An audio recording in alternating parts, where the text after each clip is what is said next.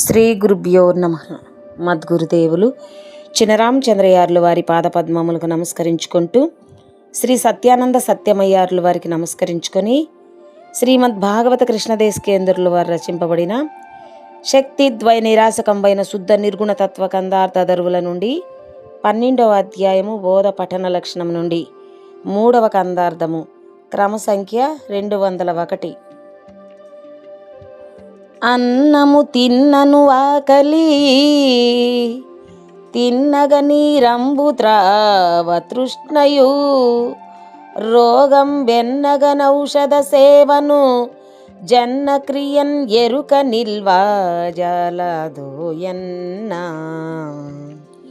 ఈ బోధని చెవులతో విన్నా కన్నులతో చూసి కడముట్ట చదివినా నిన్నెన్నటికీ ఎదుట నిలచుండి కనుగోన జాలదోయన్నా ఈ బోధని చెవులతో విన్నా. శ్రీ గురుభ్యో నమః.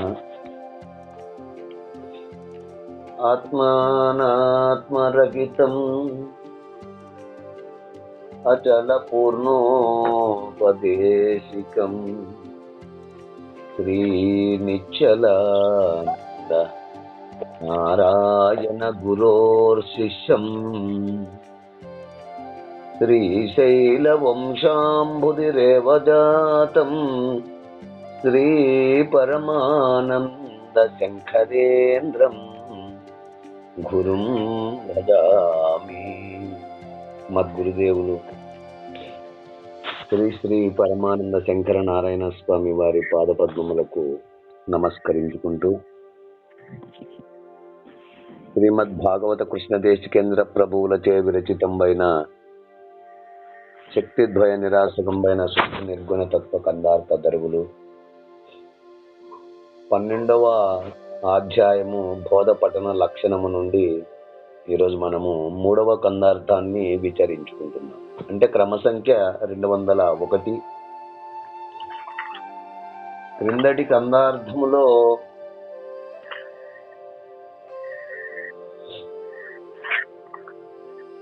నేను మొట్టమొదటగా చూచినప్పుడు ఏ 3 మంత్రములను నీ చెవిలో చెప్పి ఉన్నానో ఆ 3 మంత్రములను ఏమాత్రము మరవవద్దు. ఆ 3 మంత్రములకే ఇంత బోధ చెప్పి తిని కనుక ఈ బోధను మరవకు, ఎల్లప్పుడూ శ్రద్ధతో చదువుము, అటు చేయుచుండినచో నీ కోరిక ఫలించుము అని గురుమూర్తి ఆశీర్వదించుచు ఈ బోధనిచ్చి తిని ఇక నీవు ఇంటికి వెళ్ళవచ్చును అంటూ మనం క్రిందటి కందార్థములో విచారించుకున్నాము. ఇక తదుపరి కందార్థము 12వ అధ్యాయము బోధపఠన లక్షణములో మనము ఈరోజు 3వ కందార్థాన్ని విచారించుకుంటున్నాము. క్రమ సంఖ్య 201 హితోపదేశము. అన్నము తిన్నను ఆకలి తిన్నగా నీరంబు ద్రావ తృష్ణయు రోగం బెన్నగ ఔషధ సేవను జన్న క్రియన్ ఎరుక నిల్వా జాలదోయన్నా ఈ బోధని చెవులతో విన్నా కన్నులతో చూచి కడముట్ట చదివిన నిన్నెన్నటికి మొదట నిలచుండి కనుగోన జాలదోయన్నా ఈ బోధని చెవులతో విన్నా. అన్నా, నాయనా, అన్నము తిన్నను ఆకలి ఇక్కడ ఆకలి లక్షణము అన్నము తినడము అను ప్రక్రియ ద్వారా తొలగును. అన్నం తింటే మనకు ఆకలి తీరినట్లుగా, తిన్నగా ఏ విధంగా అంటే సమముగా. తృష్ణ అనగానేంటి అంటే దాహము. నీరమ్ము ద్రావ మంచి నీరు సేవించుట చేత ఆ దాహము తీరినట్లుగా. అవునా? ఎన్నగా విచారించగా రోగం. ఈ శరీర లక్షణం ఏంటి? స్థూల శరీర సంబంధమైన వ్యాధులు. అసహజముగా దేహం ఉన్నటువంటి ప్రతి వారికి ఈ స్థూల శరీర సంబంధమైనటువంటి వ్యాధులు వస్తూ పోతూ ఉంటాయి. కాబట్టి ఆ వ్యాధి వచ్చినప్పుడు ఔషధ సేవ అంటే రోగ నివారణ కొరకు ఉపయోగించే మందు, ఆ సరి అయిన మందు ఆ జబ్బును కనుగొని దానికి సరి అయిన మందు వాడితే, ఔషధము సేవిస్తే జబ్బు పోయినట్లు, రోగము నివారణ అయినట్లు.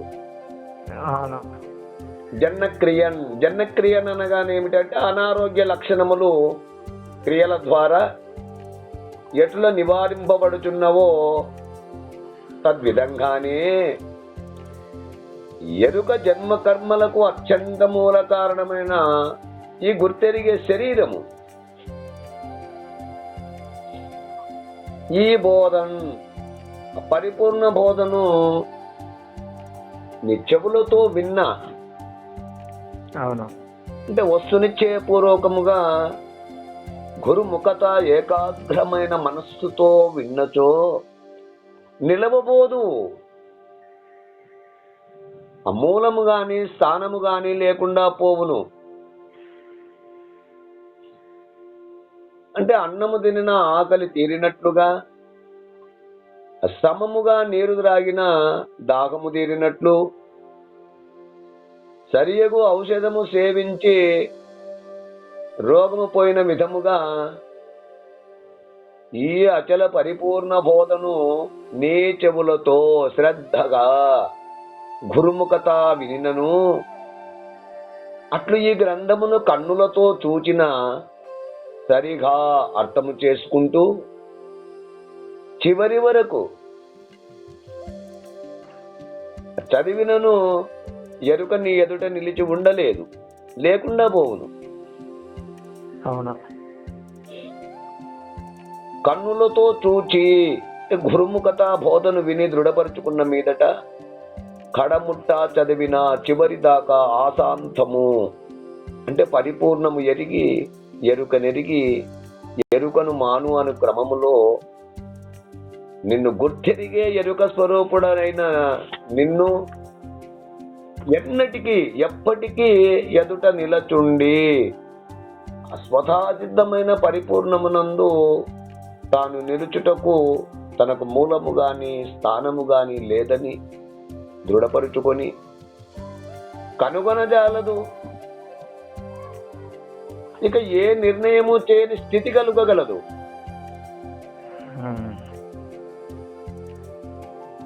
అంటే ఈ బోధను శ్రద్ధగా విని ఆ పరిపూర్ణమును గురుమూర్తి సూచించిన విధముగా అపరోక్షముగా చూచి అంటే కన్నులతో చూచి ఎరుక లేకుండా చేసుకొనినచో ఇక కడముట్ట చదివిన ఎరుక ఎంత మాత్రము ఉండదు.